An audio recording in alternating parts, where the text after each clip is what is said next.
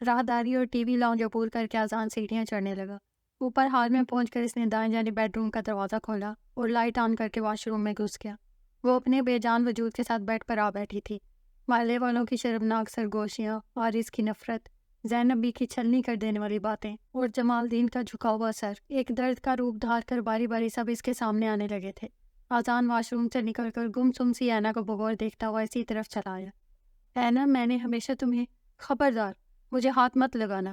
اس نے سرحد سے آذان کے ہاتھوں کو جھٹکا اور اٹھ کھڑی ہوئی۔ کم آن اینا، یہ کیا بچوں جیسی؟ اگر تم میرے قریب آئے تو میں کچھ کر بیٹھوں گی۔ اینا نے قریب پڑا کرسٹل کا گلدان اٹھا لیا تھا۔ آذان مارے حیرت کے جہاں کھڑا تھا وہیں ٹھہر گیا۔ تم نے مجھے مار دیا ہے آذان شاہ، تم اس گھر میں میرے مردہ وجود کو لائے ہو۔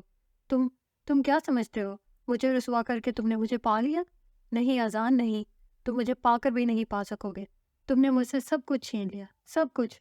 میری خوشیوں کو چھین کر میں تمہیں خوش نہیں رہنے دوں گی، نہیں، کبھی نہیں۔ آذان، تم خوشی کے ایک ایک لمحے کو ترسو گے۔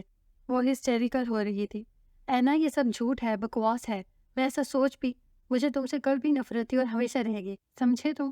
آئی ہیٹ یو آذان شاہ، آئی ہیٹ یو۔ وہ چلا رہی تھی۔ آذان متحیر صحیح سے دیکھے گیا اور پھر ٹھہرے لہجے میں بولا، بٹ آئی لو یو، اور کمرے سے باہر نکل گیا۔ اینا کے لبوں سے ایک لمبا سانس خارج ہوا تھا اور وہ تھکے تھکے قدموں سے دوبارہ بیڈ پر آ کر ڈھہ گئی۔ جانے وہ کب تک جاگتی رہی اور کب آنکھ لگی تھی۔ سورج کی روشنی کھڑکیوں کے سفید لیس دار پردوں سے چھن چھن کر کمرے میں داخل ہوئی تو ہڑبڑا کر اٹھ بیٹھی۔ قیمتی فرنیچر، خوبصورت چیزوں سے آراستہ لگژری گھر کے خوبصورت بیڈ روم میں خود کو پا کر تلخ یادیں پھر سے جالے بننے لگی تھی۔ وہ ہاتھ دھونے کے بعد اس نے ٹیرس کی جانب کھلنے والے دروازے کا ہینڈل گھمایا۔ آرکڈ اور گلاکسینیا کے خوبصورت اور قیمتی یورپی پودے گولڈن گلدان نما گملوں میں اپنی بہار دکھا رہے تھے۔ ٹیرس کی چھت سے لٹکتے ہوئے گملے میں ہینگنگ کے بیل نوا پودے اور لمبی لمبی ٹہنیوں سے لگے چھوٹے چھوٹے سخت سے پتے اطراف میں جھول رہے تھے۔ سورج کی کرنیں براہ راست اس خوبصورت پودے پر پڑ رہی تھیں۔ قریب ہی 2 کین کی کرسیاں اور ایک ٹیبل پڑی تھی۔ وہ ہولے ہولے چلتی ہوئی ریلنگ تک چلی آئی اور دونوں ہاتھ ریلنگ پر جما کر نیچے لان میں جھانکا۔ پورا لان قیمتی پودوں اور رنگ برنگے پھولوں سے بھرا ہوا تھا۔ اس کی نظریں اس فطری منظر پر ٹھہر سی گئی، لیکن آذان کی ریڈ مرسڈیز کی ارث سے باہر نکلتی دیکھ کر وہ کمرے میں چلی آئی تھی۔ سلام بی بی جی۔ رانی دستک دے کر ناشتے کی ٹرے سجائے کمرے میں داخل ہوئی تو اینا نے اس بات میں سر ہلایا۔ بی بی جی صاحب کہہ رہے تھے کہ الماری میں آپ کے کپڑے موجود ہیں، بدل لیجیے گا۔ رانی ناشتے کی ٹرے ٹیبل پر رکھتے ہوئے رسان سے بولی، ٹھیک ہے، لیکن یہ ناشتہ لے جاؤ، مجھے بھوک نہیں ہے۔ اینا مختصر سا جواب دے کر بیڈ پر آ بیٹھی۔ متذبذب سی انگلیاں مسلتی ہوئی رانی دھیرے سے بولی، وہ بی بی جی صاحب ناراض ہوں گے۔ کچھ نہیں کہیں گے وہ، لے جاؤ یہ ناشتہ۔ وہ دو ٹوک لہجے میں بولی تو رانی نے حکم کی تعمیل کی تھی۔ وارث نے اجڑے ہوئے گھر میں قدم رکھا تو زینب بھی تخت پوش پہ گم سی بیٹھی تھی۔ جمال الدین موڑے پہ بیٹھے دیوار سے ٹیک لگائے جانے کیا سوچ رہے تھے۔ وہ چھوٹے چھوٹے قدم اٹھاتا ہوا اپنے کمرے کی جانب بڑھ آیا۔ وارث پلیز مجھے نمر کے ہاں چھوڑاؤ، صرف چھوڑ کر آنا ہے۔ جی نہیں، مجھے لے کر بھی آنا ہے۔ وہ تو میں تمہیں لے ہی آؤں گا۔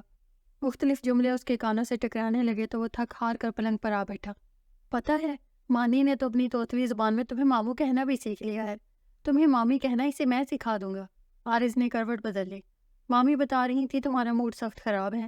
اینا کی آواز اطراف میں گونجی تو عارض ایک جھٹکے سے اٹھ بیٹھا، لیکن وہ کہیں نہیں تھی۔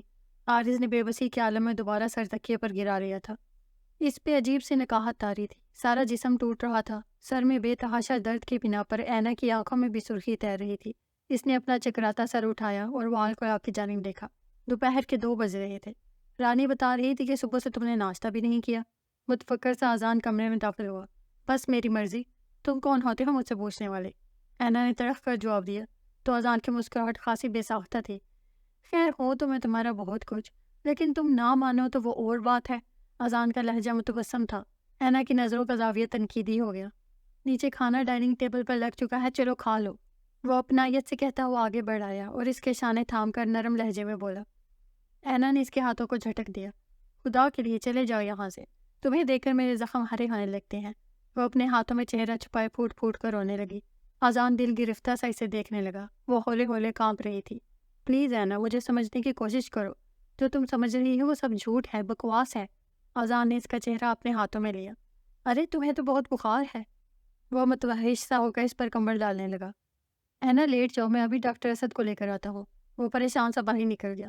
کم آن یار، پریشان ہونے کی قطعی ضرورت نہیں ہے. میں یہ ٹیبلٹ لکھ رہا ہوں، صبح دوپہر شام 2 دن باقاعدگی سے کھلاؤ، انشاءاللہ بالکل ٹھیک ہو جائیں گی. حیات شاہ کے فیملی ڈاکٹر نے میڈیسن لکھتے ہوئے تسلی دی تو آذان اینا کے بے سد وجود اور کملے ہوئے چہرے کو دیکھ کر تعصب سے سوچنے لگا تھا. محبت آفتاب نہیں کہ ابھرے، چمکے اور ڈھل جائے. محبت تو چاند کی مانند ہے جو بڑھتا ہے، گھٹتا ہے، نکلتا ہے، چھپتا ہے، مگر پھر بھی فنا نہیں ہوتا. اینا، کاش تم میری محبت کی شدتوں کو سمجھ سکتی. بخار کا زور قدرے کم ہوا تو اس نے بوجھل پلکیں اٹھائیں. اذان کمرے میں ٹہل رہا تھا. اب کیسی طبیعت ہے تمہاری؟ وہ سرت سے بولا. اینا نے صرف سر ہلانے پر اکتفا کیا. او تھینکس گاڈ، میں تمہارے لیے سوپ لاتا ہوں. چند لمحوں کے بعد وہ سوپ کا باؤل لیے اندر داخل ہوا. اٹھو شاباش، یہ سوپ پی لو، تم نے کل سے کچھ نہیں کھایا. اینا خاموشی سے بیڈ کی پشت سے کمر ٹکائے بیٹھ گئی. اذان نے چمچہ بھر کر اس کی جانب بڑھایا. اینا نے اس کے ہاتھ سے چمچہ لے لیا اور چند سپ لے کر اس نے دوبارہ لیٹنا چاہا. یہ تھوڑا سا سوپ اور لو. اذان نے چمچہ بھر کر دوبارہ اس کی جانب بڑھایا تو وہ جھنجھلا گئی. کہہ دیا نا میرا دل نہیں چاہ رہا، پھر کیوں زبردستی کر رہے ہو؟ اوکے، جیسے تمہاری مرضی. وہ باؤل سائڈ ٹیبل پر رکھ کر ٹیبلٹ نکالنے لگا. یہ ٹیبلٹ یاد سے کھا لینا. اذان پانی کا گلاس اور ٹیبلٹ سائڈ ٹیبل پر رکھ کر باہر نکل گیا. زندگی ویران ملی ہے اس قدر، اڑ گئی سب خواہشوں کی تتلیاں. واہ اذان شاہ واہ، محبت پا کر بھی محبت کو نہ پا سکے.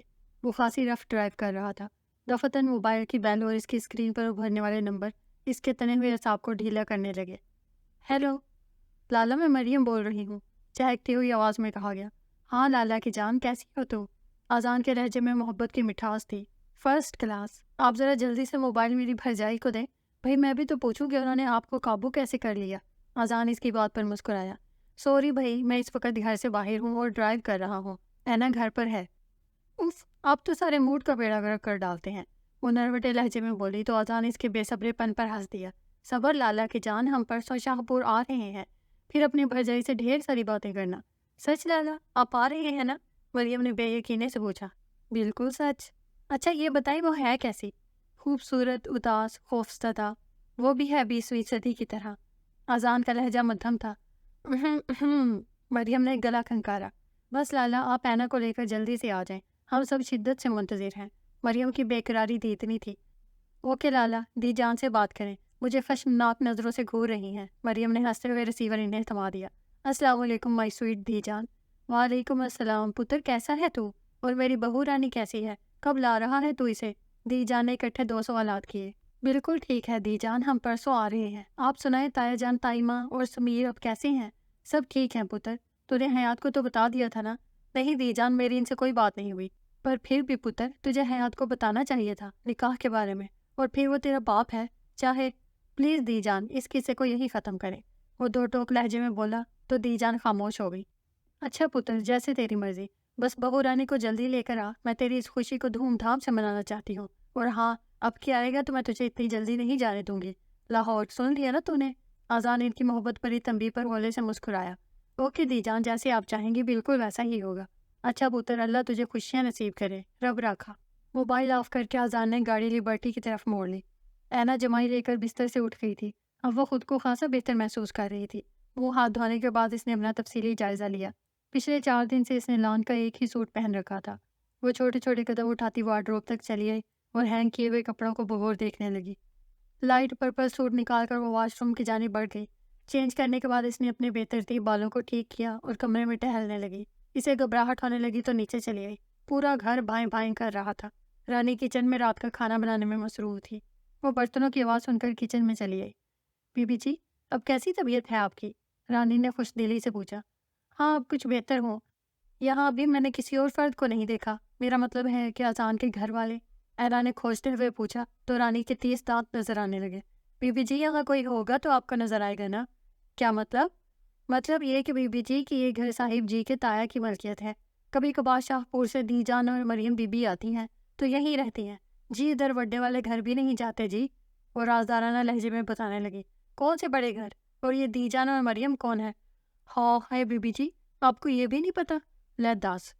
دی جان اذان صاحب کی دادی ہیں جی، اور مریم بی بی ان کی بہن ہے. ادھر چھاؤنی میں اذان صاحب کے والد رہتے ہیں، پر آج تک ادھر اس گھر میں نہیں ہے. سنا ہے کوئی ناراضگی چل رہی ہے چھوٹے صاحب کی بڑے صاحب سے. وہ رازداری سے بتا رہی تھی. اچھا، اور تم یہاں اکیلی رہتی ہو؟ نا جی نا، شوکی میرا خاوند ہے. وہ باہر چوکیداری کرتا ہے اور میں اندر کے کام شام کر لیتی ہوں۔ اور ہاں جی، بابا خان ساما بھی ہے، پر جی وہ بیچارہ کچھ دن کی چھٹی لے کر اپنے پنڈ گیا ہوا ہے۔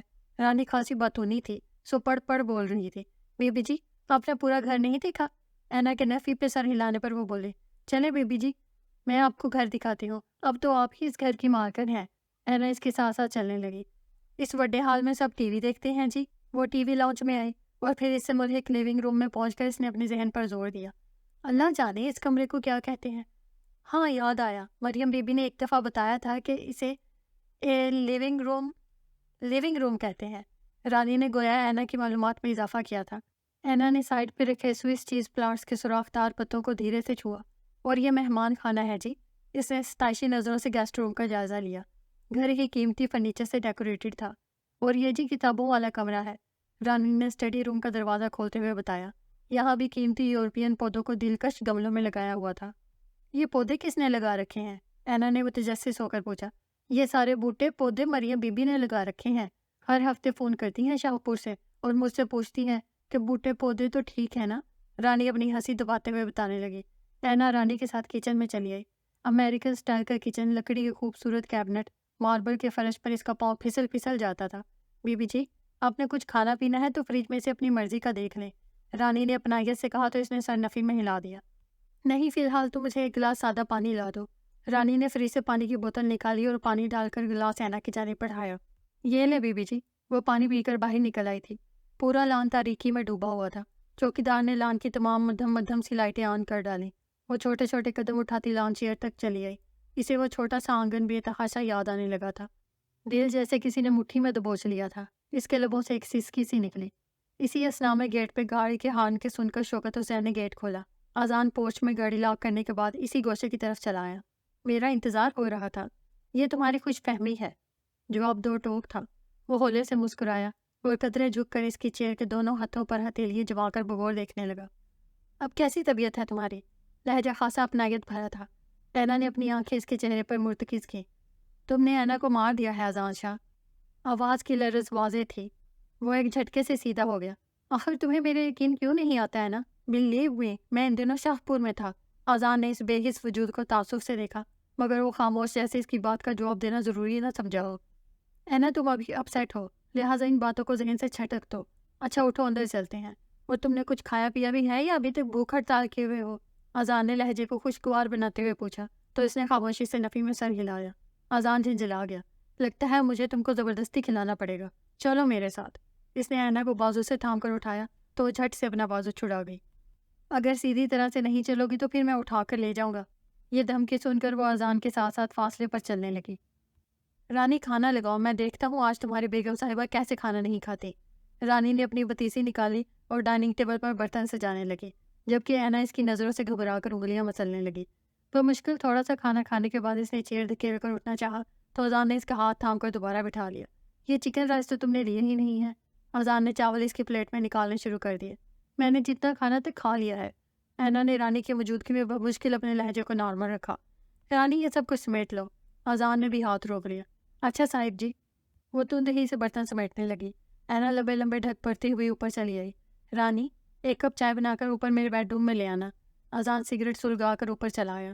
بیڈ پر بیٹھی اینا نے حیرانگی سے سر اٹھایا۔ وہ سگریٹ کی کش لیتا ہوا سامنے صوفے پر ٹک گیا۔ تم گھبرا کیوں رہی ہو؟ مجھے کیا ضرورت ہے گھبرانے کی؟ وہ اس کی آنکھوں میں بدلتے رنگ کو دیکھ کر واش روم میں گھس گئی۔ آدھے گھنٹے کے بعد اس نے آہستگی سے دروازہ کھولا۔ کمرے میں نائٹ بلب روشن تھا۔ سینٹر ٹیبل پر خالی چائے کا کپ بھی موجود تھا۔ اس نے جھنجھلا کر اذان کے قریب پڑا تکیہ اٹھا لیا اور صوفے پر چلی گئی۔ جلدی سے اٹھ جاؤ، ناشتہ ٹھنڈا ہو رہا ہے، وہ اپنائیت بھرے لہجے میں بولا تو اینا بال سمیٹتے ہوئے واش روم کی جانب بڑھ گئی۔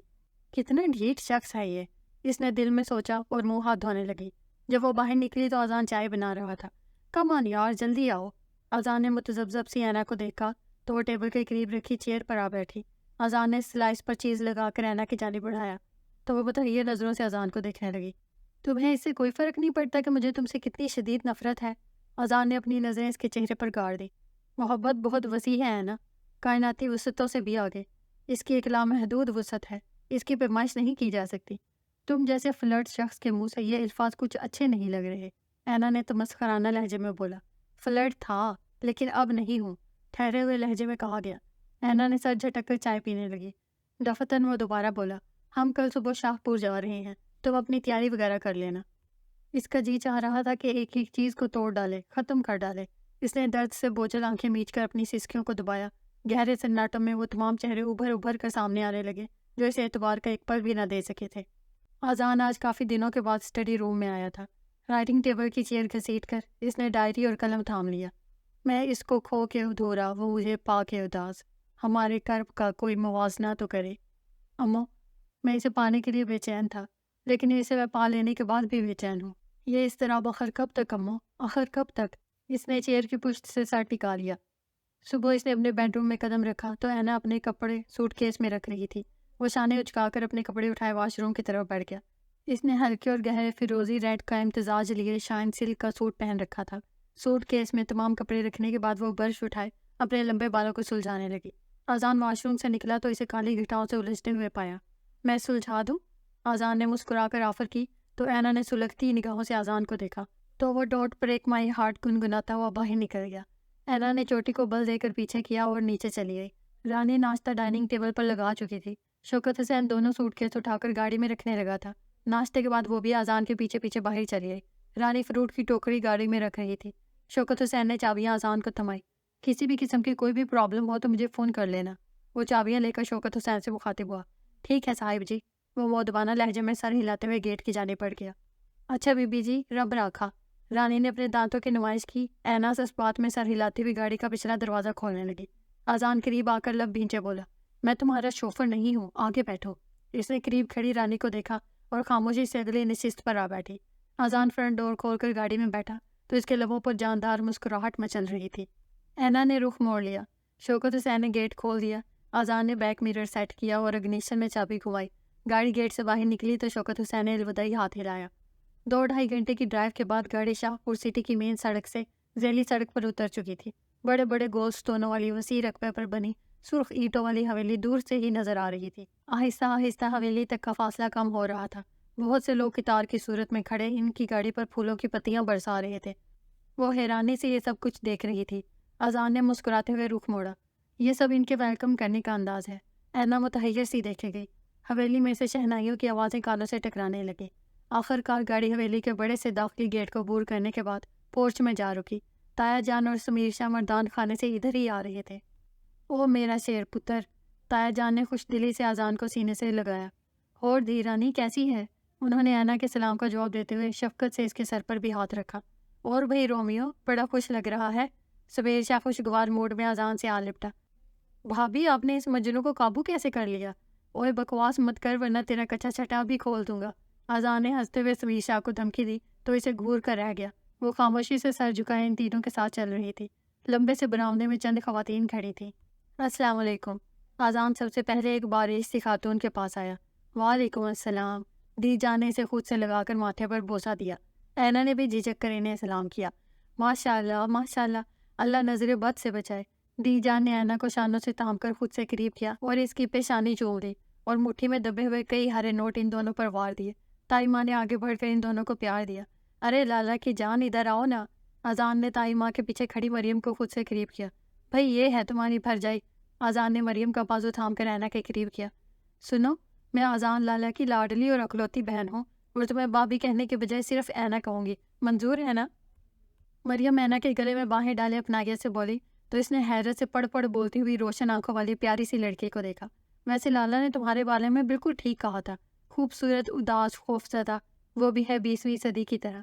وہ ہونٹوں پر مسکراہٹ بکھیرے رازدانہ لہجے میں بولی تو اینا سر جھکا گئی۔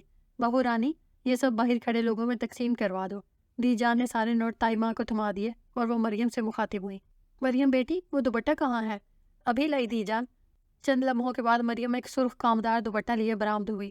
دی جان نے دوپٹہ مریم سے لے کر اینا کو اڑا دیا۔ بیٹی، یہ دوپٹہ اذان اور مریم کی مرحومہ ماں کا ہے، لیکن اب یہ تمہارے سر پر ڈالا ہے، اس دوپٹے کی لاج رکھنا۔ دی جان کی آنکھوں میں نمی تیرنے لگی۔ وہ گنگ سی حیران نظروں سے سب کے چہرے دیکھ رہی تھی۔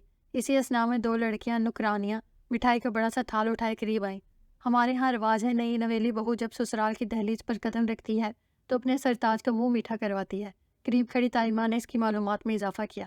اس نے بے بسی سے سر اٹھایا۔ اذان مسکرا رہا تھا۔ اینا نے بمشکل اپنے اندر کے اسٹال کو دبایا۔ اور گلاب جامن اٹھا کر اذان کی جانب بڑھایا۔ دی جان کوئی اور رسم ہے تو وہ بھی ابھی پوری کرے، میں یہی ہوں۔ اس نے معنی خیز مسکراہٹ کے ساتھ دی جان سے سرگوشی کی۔ بے شرم کہیں کے، دی جان نے مسکراتے ہوئے کہا۔ بہو رانی، دلہن کو کمرہ دکھا دو، لمبے سفر سے آئی ہے، تھوڑی دیر آرام کر لے، تھوڑی دیر میں باقی مہمانوں کی آمد و رفت بھی شروع ہو جائے گی۔ دی جان کے لہجے میں اینا کے لیے پیار ہی پیار تھا۔ تائمہ اور مریم اسے کمرے میں لے آئیں۔ بیڈ کے ارد گرد تازے موتیے کی کلیوں اور گلابوں کے پھولوں کی لڑیاں لٹک رہی تھیں۔ پورے کمرے میں پھولوں کی بھینی بھینی خوشبو رچی ہوئی تھی۔ بیڈ پہ بھی جا بجا گلاب کی پتیاں بکھری ہوئی نظر آئی۔ اینا سمٹ کر بیڈ پر بیٹھ گئی۔ اچھا دی رانی، تم مریم سے باتیں کرو، میں ابھی آئی۔ تائمہ مسکرا کر باہر نکل گئی تو مریم اس کے پاس آ بیٹھی۔ اینا، تمہیں کیسے لگے میرے لالا؟ مریم نے اس کے ہاتھ تھامے تو وہ شش و پنج میں پڑ گئی۔ اینا، تم یہاں آ کر خوش ہو نا؟ مریم نے اس کی خاموشی نوٹ کرتے ہوئے استفسار کیا تو اس نے نہ چاہتے ہوئے بھی ہولے سے سر ہلایا۔ تم سب کے استقبال نے مجھے حیران کر دیا ہے۔ ارے تم تو ہو ہی اتنی پیاری کہ تمہیں دیکھ کر ہی پیار آنے لگتا ہے۔ مریم نے اس کی ٹھوڑی کو چھو کر خوش دلی سے کہا۔ دھیان سے، یہاں بیڈ پر رکھ دو۔ تائمہ دو نوکرانیوں کے ساتھ داخل ہوئی۔ ان دونوں کے ہاتھوں میں چند ڈبے تھے جنہیں وہ احتیاط سے بیڈ پر رکھنے لگی تھی۔ دی رانی، اس میں کامدار سوٹ اور ان میں زیورات ہیں، مریم تمہیں تیار کر دے گی۔ میں ذرا باہر ان لوگوں کو دیکھ لوں۔ تائمہ کے جانے کے بعد مریم اس کا سوٹ نکالنے لگی۔ میرون اور گولڈن کامدار روایتی شرارہ دیکھ کر ہی اسے وحشت ہونے لگی تھی۔ مریم، یہ تو بہت بھاری ہے۔ ارے کوئی بھاری واری نہیں ہے، دی جان نے بہت چاؤ سے بنوایا ہے تمہارے لیے۔ تم جلدی سے چینج کر لو، میں تب تک زیورات نکالتی ہوں۔ مریم، کیا یہ ضروری ہے؟ اس نے جھجکتے ہوئے پوچھا۔ بہت ضروری ہے یار، ابھی تھوڑی دیر میں پورا خاندان آ رہا ہے تمہیں دیکھنے کے لیے۔ مریم ایک ایک سیٹ کھول کر رکھ رہی تھی، تب وہ بے بسی سے سر ہلا کر واش روم میں گھس گئی۔ جب تھوڑی دیر کے بعد دی جان اور تائمہ کمرے میں داخل ہوئی تو مریم اس کی لمبی سی چوٹی میں پھول لگا رہی تھی۔ ماشاءاللہ، میری بیٹی تو مہارانی لگ رہی ہے۔ دی جان نے محبت بھری نظروں سے دیکھتے ہوئے اس کے پاس آ بیٹھی اور دو بھاری سے کنگن اس کی کلائی میں ڈال دیے۔ دی رانی، یہ میری طرف سے منہ دکھائی۔ تائمہ نے بھی آگے بڑھ کر سونے کی مالا اینا کے گلے میں ڈال دی تھی۔ دی جان، میں نے جھومر ابھی اینا کے ماتھے پر نہیں لگایا، مریم نے دی جان کو آگاہ کیا۔ ہاں بیٹی، تم اذان کو لے آؤ۔ مریم ان کے حکم سے باہر نکل گئی اور تھوڑی دیر میں جھنجھلائے ہوئے اذان کے ساتھ داخل ہوئی۔ اب کون سی رسم باقی ہے؟ نظریں اس کے سجل سے مکھرے پر ٹھہر سی گئی تھی۔ مریم نے شرارت سے گلا پھنکارا تو وہ سنبھل کر دی جان کے پاس چل آیا۔ ہاں پتر، ادھر آؤ، یہاں بیٹھو۔ دی جان نے اسے بازو سے تھام کر اینا کے ساتھ لا بٹھایا اور چاندنی کے خوبصورت سے کیس سے سونے کا بھاری سا جھومر نکال کر اذان کی ہتھیلی پر رکھ دیا۔ دی جان، یہ آپ مجھے کیوں دے رہی ہیں؟ ارے چپ کر، ابھی بتاتی ہوں۔ اسے یہاں سے پکڑو اور دلہن کے ماتھے پر اس طرح ٹکا دو۔ دی جان، مجھے کیا معلوم کہ اس مصیبت کو کہاں سے پکڑنا ہے اور کیسے پہنانا ہے، اس نے جھنجھلائے ہوئے لہجے میں احتجاج کیا۔ اچھا بنو نہیں، دی جان نے ہنستے ہوئے سرزنش کی تو اس نے اینا کی جانب رخ موڑ کر بھرپور نگاہ ڈالی۔ لالا، اب پہنا بھی دے، اینا کو بعد میں دیکھ لیجیے گا، مریم نے شریر لہجے میں کہا تو اس نے گڑبڑا کر جھومر اس کے بالوں میں ٹکا دیا۔ اللہ تم دونوں کو ہمیشہ خوش رکھے۔ آج اگر ہمارا زندہ ہوتی تو، دی جان نم لہجے میں کہتے کہتے یک لخت خاموش ہو گئی۔ اذان کا دل جیسے کسی نے مٹھی میں لیا۔ مریم کے چہرے پر ایک تاریک سا رنگ ٹھہرا اور تائمہ نے اپنے آنسو چھپانے کے لیے رخ موڑ لیا تھا۔ اینا نے باری باری سب کے اداس چہرے دیکھے۔ ارے میں بھی کیا ذکر لے کے بیٹھ گئی، میں انتظامات دیکھ لوں۔ مریم بھی ان کے ساتھ ہی باہر چلی آئی۔ تائمہ بھی آنکھوں کی نمی صاف کرتے ہوئے قدم اٹھانے لگی تھی۔ اینا نے اچٹتی سی نگاہ اذان پر ڈالی۔ بہت سی یادیں اس کی آنکھوں میں جھلملا رہی تھی۔ اذان نے ایک مخملی ڈبیا نکالی اور اینا کا ہاتھ تھام کر ڈائمنڈ رنگ پہنانی چاہی۔ مجھے تم سے کچھ نہیں لینا، اس نے جھنجھلائے ہوئے لہجے میں اپنا ہاتھ چھڑا لیا۔ لیکن مجھے تو دینا ہے۔ اذان نے اس کی گلاب کی آنکھوں میں جھانکا۔ مت کیا کرو مجھ سے ایسی باتیں، زہر لگتی ہے مجھے۔ تو پھر کیسی باتیں کروں، تم ہی بتا دو نا، اینا نے جواب دینا ضروری نہیں سمجھا تھا۔ پورے گاؤں میں جشن کا سا سوا تھا، ہر خاص و عام کے لیے کھانے کا بندوبست کیا گیا تھا۔ اذان راسی لگ کے آف وائٹ کرتا شلوار میں خوب جچ رہا تھا۔ اینا کو زنان خانے میں پورے خاندان کی عورتوں نے گھیر رکھا تھا۔ پرشوق نگاہیں اس شہری دوشیزہ پر جمی ہوئی تھی۔ اتنے ڈھیر سارے ہجوم میں اس کا دل گھبرانے لگا۔ کیا بات ہے اینا، تمہاری طبیعت تو ٹھیک ہے؟ مریم نے اس کی پیلی رنگت دیکھ کر فکر مندانہ لہجے میں پوچھا تو اینا نے بے مشکل اپنے گھومتے سر کو سیدھا رکھا۔ مریم، مجھے چکر آ رہے ہیں، وہ روحانسی لہجے میں بولی تو مریم نے اس کا ہاتھ تھام کر اٹھا لیا۔ چلو میں تمہیں کمرے میں چھوڑ آؤں۔ مریم اسے کمرے میں لے آئی اور اسے بیڈ پر لیٹا دیا۔ کیا ہوا اینا، تم ٹھیک تو ہو؟ متفکر سا اذان کمرے میں داخل ہوا۔ آپ کی نظر لگ گئی ہے، مریم متبسم لہجے میں بولی تو وہ پریشان سے اینا کی نبض چیک کرنے لگا۔ ارے کیا ہوا میری بیٹی کو؟ دی جان کمرے میں داخل ہوئی، ساتھ شبو گلاس لیے موجود تھی۔ چکر آ گیا تھا مجھے، وہ ہولے سے تکیے کے سہارے بیٹھتے ہوئے بولی۔ میں صدقے جاؤں، یہ گلوکوز پی لو۔ دی جان شبو کے ہاتھ سے گلاس لے کر اس کے پاس آ بیٹھی تو بے اختیار ہاتھوں میں چہرہ چھپا کر رونے لگی۔ پتہ نہیں یہ آنسو غیروں کی محبت پر بہے تھے یا اپنوں کی بے حسی پر۔ ارے میری بچی خیر تو ہے، کچھ تو بتاؤ، آخر ہوا کیا ہے؟ کیا اذان نے کچھ کہہ دیا ہے؟ دی جان نے اس کے سجل سے مکھڑے کو اپنے دونوں ہاتھوں میں لیا۔ کیا گھر والے یاد آ رہے ہیں؟ دی جان نے اسے اپنے سینے سے لگاتے ہوئے پوچھا تو اس کے اندر ایک ہوک سی اٹھی۔ اچھا چلو یہ تھوڑا سا گلوکوز پی لو۔ انہوں نے گلاس اینا کی جانب بڑھایا۔ اس نے چند گھونٹ پی کر گلاس قریب کھڑی مریم کو تھما دیا۔ اچھا بیٹی اب تم آرام کرو۔ دی جان اس کے سر پر پیار دیتے ہوئے اٹھ گئی۔ اینا تم جب سے یہاں آئی ہو کچھ پریشان سی ہو، کیا بات ہے؟ وہ اس کے پاس بیٹھی زیورات اتار رہی تھی۔ اینا نے لہجہ بھر کو مریم کے معصوم چہرے کو دیکھا۔ نہیں ایسی کوئی بات نہیں ہے مریم، یہ تمہارا وہم ہے۔ اسے اپنی آواز اجنبی سی لگی۔ مریم ہولے سے مسکرائی۔ اوکے اینا تم آرام کرو، کچھ کھانے کے لیے بھجواؤں؟ وہ جاتے جاتے رخ موڑ کر پوچھنے لگی۔ نہیں میں کچھ نہیں کھاؤں گی۔ اینا کا جواب سن کر وہ اس بات میں سر ہلاتی جا چکی تھی۔ خود کو ہلکان مت کرو، اپنے سارے دکھ مجھے دے دو۔ آذان دھیمے لہجے میں بولا تو ایک جھٹکے سے اٹھ بیٹھی۔ میرے سارے دکھ تمہارے عنایت کردہ ہیں آذان شاہ۔ فار گاڈ سیک اینا، اس نے بے بسی سے اس پتھر دل کو دیکھا۔ سچ بہت کڑوا ہوتا ہے آذان شاہ، مت اگلواؤ مجھ سے۔ آذان نے تھک ہار کر ایک طویل سانس لیا کہ وہ سالے ابر کی کوئی امید نہ تھی۔ اینا کی بے حسی اسے توڑنے لگی تھی۔ عکسِ دید کی پھیلی ہوئی دھن میں آنکھ بے نور ہے، کوئی چارہ نہیں کوئی دروا نہیں، ہجر کی حدتوں سے سلگتے ہوئے دن بدلتے نہیں، منظر جاگتی آنکھ کے طاق میں خواب جلتے نہیں، ساحل ذہن پہ سوچ کے بادل تھم کے چلتے نہیں، شاخ ہے یہاں پر پھول کھلتے نہیں۔ اندر کوئی سسک رہا تھا۔ اس نے کس مزاح کا رخ موڑا۔ گھڑی 6 بجا رہی تھی، جانے شام کے 6 بجے تھے یا صبح کے۔ وہ پرسوچ سی بستر سے اٹھ گئی۔ سامنے صوفے پر آذان بغیر کمبل کے سکڑا سمٹا سو رہا تھا۔ اینا سر جھٹک کر کھڑکی کے پاس چلی گئی۔ اس نے کھڑکی کھولی تو ٹھنڈی ٹھنڈی ہوا نے اس کا ماتھا چوما۔ رات کی سیاہی دن کے اجالے میں ڈھل رہی تھی اور درختوں کے جھنڈ میں پرندوں کی چہچہاہٹ من میں عجیب سا احساس بھرنے لگی تو وہ چپکے سے باہر نکل آئی۔ حویلی کے بڑے سے باغ کو عبور کرنے کے بعد ٹہلتے ٹہلتے وہ عقبی حصے میں جا پہنچی۔ بہت سے پنجروں میں نایاب پرندے قید تھے۔ وہ بغور ان پرندوں کو دیکھنے لگی۔ تم سب کی طرح میری قسمت میں بھی عمر بھر کی قید لکھ دی گئی ہے۔ دونوں ہاتھوں کی انگلیوں کو پنجرے کی جالیوں میں پھنسائے اس نے پرنم نگاہوں سے شفق کی لالی کو دیکھا۔ بہت لمحے خاموشی کی نظر ہوئے۔ دفتن اسے اپنے شانے پر کسی کے ہاتھ کا ہلکا سا دباؤ محسوس ہوا تو اس نے چونک کر رخ موڑ لیا۔ تم کمرے میں نہیں تھی تو میں نے یوں ہی کھڑکی کھولی تو تمہیں یہاں موجود پایا۔ آزاد شاہ تم تو میرا سکون غارت کرنے کے لیے ہر جگہ کیوں پہنچ جاتے ہو؟ اس کے لہجے میں حقارت کے ساتھ بے بسی تھی۔ وہ کٹ کر رہ گیا۔ زندگی ایک امتحان ہے اور کبھی کبھی اس امتحان میں سمجھوتے کا سہارا لینا پڑتا ہے۔ میں تمہیں سہارا دینا چاہتا ہوں اپنی تمام تر محبتوں کے ساتھ۔ آزان نے اس کا رخ اپنی جانب موڑتے ہوئے جذب سے کہا تو وہ چلا اٹھی۔ سمجھوتا؟ اور وہ بھی تم سے؟ نہیں آزان شاہ نہیں، تم سے تو کبھی نہیں، میں تمہیں کبھی معاف نہیں کروں گی۔ وہ اپنی سسکیاں دباتی ہوئی الٹے پیروں بھاگ گئی۔ انہیں شاہپور میں آئے تقریباً 20-25 دن ہو چکے تھے۔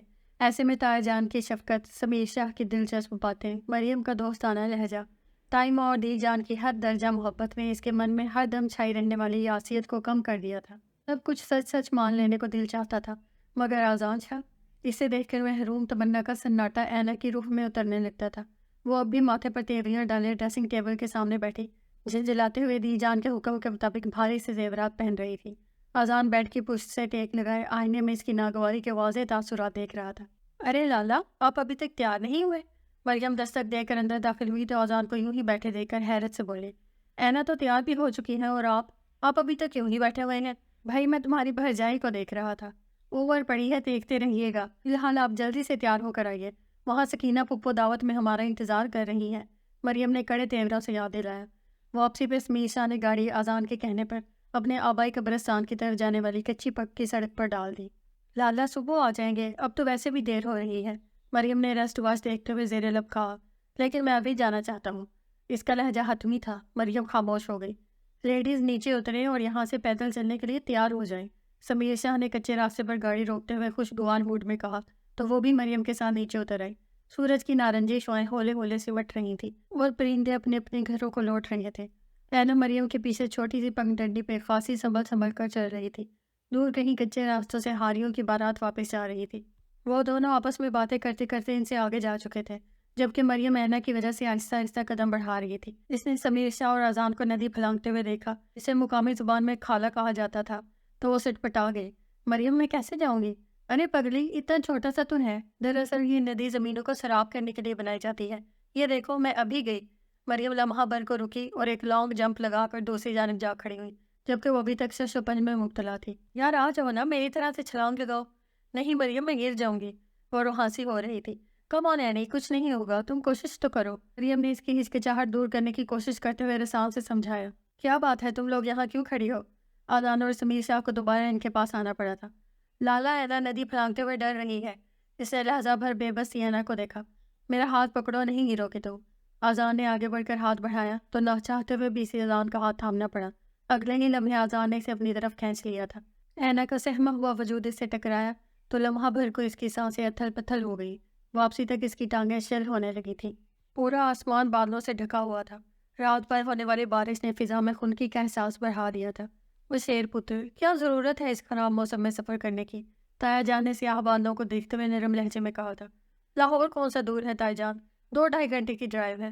ہم انشاءاللہ شام 5 بجے تک پہنچ جائیں گے۔ جان نے ریسٹ واچ پر نگاہ ڈالی۔ اچھا بیٹا، اللہ تم دونوں کو خیر و عافیت سے پہنچائے۔ تائی ماں نے ان دونوں کے سر پر محبت بھرا ہاتھ پھیرا۔ دی جان نے آگے بڑھ کر اینا کو خود سے لپٹایا۔ میری چندہ رانی، اگر میرے بس میں ہوتا تو تمہیں جانے ہی کب دیتی۔ اینا کی آنکھیں بھیگ گئیں۔ مریم، میں تمہیں بہت مس کروں گی۔ وہ سو کرتی مریم کی جانب بڑھی۔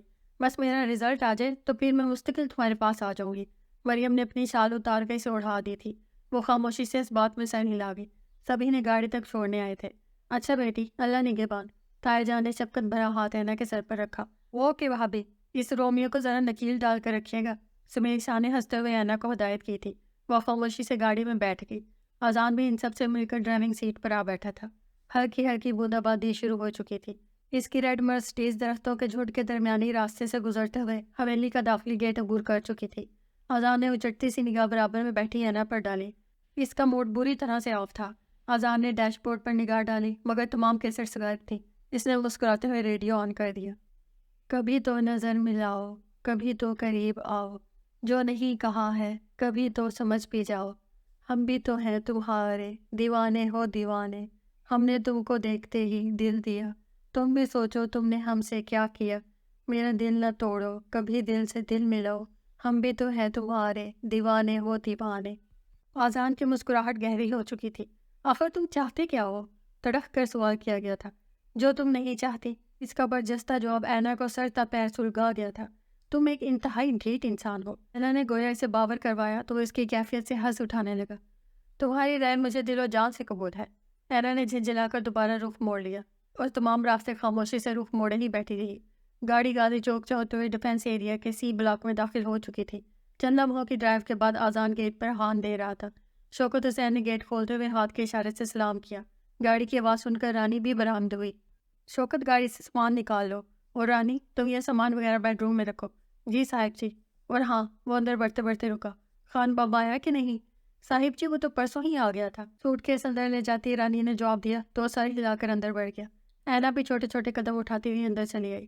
سلام صاحب، شادی کا مبارکباد قبول کرو۔ خیر مبارک۔ آذان نے اپنا والیٹ نکالا اور 500 کا نوٹ نکال کر خان بابا کو تھما دیا۔ اللہ آپ کو خوش رکھے صاحب، کیا کھانا پسند کرے گا؟ فی الحال تم 2 کپ چائے بھجوا دو اور رات کے کھانے میں کچھ بھی بنا لینا، جیسے آپ کا مرضی۔ خان بابا مسکراتا ہوا کچن کی جانب بڑھ گیا تو آذان وہیں صوفے پر ٹک گیا۔ بیٹھ جاؤ، تمہیں کسی نے سزا دے رکھی ہے کیا؟ آذان نے گوسم سے کھڑی اینا کا ہاتھ تھام کر بٹھانا چاہا۔ تم کسی سزا سے کم نہیں ہو۔ اینا کا زہر میں ڈوبا جواب سن کر آذان نے ایک بے ساخت کہکا لگایا۔ پتھر مجھے کہتا ہے میرا چاہنے والا، میں موم ہوں کہ اس نے مجھے چھو کر نہیں دیکھا۔ اس نے سگریٹ منہ میں دباتے ہوئے گہری نگاہوں سے دیکھا تو وہ نظریں چرا کر دوسری چیئر پر بیٹھ گئی۔ ناراض ہو ابھی تک؟ ناراض ہونے کے لیے دل سے تعلق ہونا ضروری ہوتا ہے مسٹر آذان شاہ، اور میرے دل میں تم سے سوائے نفرت کے اور کچھ نہیں ہے۔ اینا کا نفرت آمیز لہجہ سے کرچی کرچی کرنے لگا تھا۔ کیا یہی سزا ہے میری کہ تمہیں میں نے دل کی گہرائیوں سے چاہا ہے؟ وہ مسترب سا اٹھ کر لاؤنج کے گلاس وال کے قریب چلا آیا۔ لہجے میں بے بسی تھی۔ تمہاری خود غرض چاہت نے مجھے رسوائیوں کی دلدل میں دھکیل کر جو کڑی سزا دی ہے، اس کا آدھا حصہ میں تمہیں یوں ہی لوٹاتی رہوں گی آذان شاہ۔ آذان نے ایک جھٹکے سے رخ موڑا۔ پلیز اینا، خدا کے لیے میری خان بابا کو دیکھ کر اسے ایک دم خاموش ہونا پڑا تھا۔ کوئی اور حکم صاحب؟ خان بابا نے سینٹر ٹیبل پر چائے کی ٹرے رکھتے ہوئے پوچھا۔ نہیں۔ خان بابا اس بات میں سر ہلا کر دوبارہ کچن کی طرف چل دیا تو اینا اپنا کپ اٹھا کر بیڈ روم کی طرف بڑھ گئی۔ آذان نے گلاس وال سے لان میں لگے وہ ٹیرا اور ڈیفن بادشاہ کے نکھرے نکھرے سے خوبصورت پودوں کو بے دلی سے دیکھا تھا۔ زندگی تنہا اور ویران سی ہو کر سمٹ گئی تھی۔ مٹھی میں بند چند سانسوں کی طرح وہ سونے کے پنجرے میں بے بس پرندے کی مانند قید ہو کر رہ گئی تھی۔ دن بھر خاموش نظروں سے اس قید خانے کو تکتی رہتی۔ بی بی جی، باہر کوئی کڑی لڑکی آئی ہے۔ جی صاحب جی کو پوچھ رہی ہے۔ رانی نے اس کے سوچوں کے تسلسل کو توڑ ڈالا۔ تو بتا دو اسے کہ صاحب گھر پر نہیں ہے، اس نے اکتائے ہوئے لہجے میں کہا۔ کہا تھا جی، پر وہ کہنے لگی کہ بیگم صاحبہ کو بلا دو۔ اچھا تم چلو، میں آ رہی ہوں۔ اینا نے رک کر لمحہ بھر آئینے میں خود کو دیکھا اور نیچے چلی آئی۔ وہ الٹرا ماڈرن سنہری بالوں والی لڑکی لاؤنج میں کھڑی تھی۔ اسے سیڑھیاں اترتے دیکھ کر خوش دلی سے آگے بڑھی۔ ہیلو مسز اذان۔ جی میں آپ کو، اینا نے ہچکچا کر جملہ ادھورا چھوڑا تو مقابل لڑکی نے ہنستے ہوئے اپنے سنہری بالوں میں ہاتھ پھیرا۔ آپ مجھے نہیں جانتی، لیکن اذان سے بہت پرانا تعلق ہے میرا۔ اس نے تو بے مروتی کی انتہا کر ڈالی۔ چپکے چپکے سے شادی رچا کر بتایا تک نہیں، بس سب کچھ اتنا اچانک اور اتنا جلدی میں ہوا کہ آپ بیٹھے نا، کھڑی کیوں ہیں؟ تھینک یو مسز اذان۔ ریجا نے گہری نگاہوں سے اینا کو بغور دیکھا اور صوفے پر بیٹھ گئی۔ کیا لیں گی آپ، ٹھنڈا یا چائے؟ ارے نہیں مسز اذان، تکلف میں مت پڑے، میں تو یہاں پارلر تک آئی ہوئی تھی، فاصلہ جو کہ زیادہ نہیں تھا سو میں یہاں چلی گئی۔ ویسے آج کل اذان جم نہیں آ رہا، خیریت تو ہے؟ ہم چند دن پہلے ہی شاہپور سے لوٹے ہیں، اینا نے دھیمے لہجے میں بتایا تو ریجا ہولے سے مسکرا دی۔ اذان کے پاس جم خانہ کی ممبرشپ ہے، لیکن وہ بھی آپ کو ساتھ نہیں لایا؟ ریجا کے لہجے میں تجسس تھا۔ جی مجھے کچھ خاص شوق نہیں ہے۔ ارے شوق کو چھوڑیے اور باہر نکلا کریں، لائف سٹائل چینج کریں گی تو خود بخود زندگی کو انجوائے کرنے لگیں گی۔ وہ اپنائیت سے کہتے ہوئے اٹھ کھڑی ہوئی۔ اوکے مسز اذان، میں چلتی ہوں، اب تو آنا جانا لگا ہی رہے گا۔ اس نے اینا کا ہاتھ تھاما۔ جی ضرور، میں بھی گھر میں تنہا بور ہی ہوتی رہتی ہوں، اس نے بھی اپنے سچ کو دبائے بغیر کہا۔ یہ میرا کانٹیکٹ نمبر ہے، آپ بلا جھجک کسی بھی وقت مجھ سے رابطہ کر سکتی ہیں۔ ریجا نے اپنے شولڈر بیگ سے کارڈ نکال کر اینا کو تھما دیا۔ اوکے مسز اذان، امید ہے آپ سے ملاقات ہوتی رہے گی۔ ریجا نے مسکرا کر اینا سے ہاتھ ملایا اور باہر نکل گئی۔ رانی او رانی۔ جی بیبی جی۔ کیا یہ لڑکی پہلے بھی یہاں آ چکی ہے؟ نہ جی نہ، میں تو اس کڑی کو آج پہلی بار دیکھ رہی ہوں۔ اچھا ٹھیک ہے، تم اپنا کام کرو۔ رانی کپڑا ہاتھ میں لیے ڈسٹنگ کرتے کرتے اسٹڈی روم کی طرف بڑھ گئی۔ اینا نے سر صوفے کی پشت سے ٹکا لیا۔ کون آیا تھا ابھی یہاں؟ اذان ابھی باہر سے آیا تھا، لہجہ متجسس تھا۔ اینا نے ٹھٹک کر بغور اس کے تنے ہوئے چہرے کو دیکھا۔ میں کیا پوچھ رہا ہوں تم سے؟ اذان نے قدرے تلخ لہجے میں دریافت کیا تو وہ سیدھی ہو بیٹھی۔ تمہاری گرل فرینڈ تھی؟ کیا بکواس ہے یہ؟ ریجا جیسی حسین لڑکی قطعی بکواس نہیں ہو سکتی۔ اینا کا لہجہ پرسکون تھا۔ ریجا ہی تھی اور وہ بھی یہاں؟ اذان نے حیرت سے زیر لب دہرایا۔ کیوں آئی تھی وہ یہاں؟ یہ آپ مجھ سے بہتر جانتے ہیں مسٹر اذان۔ اسٹاپ اٹ اینا، میں پوچھ رہا ہوں کہ وہ یہاں کیوں آئی تھی؟ اس کے لہجے میں غصہ، سختی اور بے بسی سبھی کچھ تھا۔ اینا کی زخمی روح پر جیسے سکون کی پھوار سی پڑنے لگی۔ ٹھیک ہے مت بتاؤ، لیکن میری ایک بات کان کھول کر سن لو، ریجا کو میں یہاں دوبارہ نہ دیکھوں۔ وہ تن فن کرتا سیڑھیاں چڑھ گیا۔ اینا نے دلچسپ نظروں سے اس کی کمزوری کو جانچا۔ اذان شاہ، اب تم اس کڑے امتحان سے گزرو گے، اینا تلخ لہجے میں بڑبڑائی تھی۔ صبح اذان جو ہی گھر سے باہر نکلا، اینا نے ریسیور اٹھا لیا۔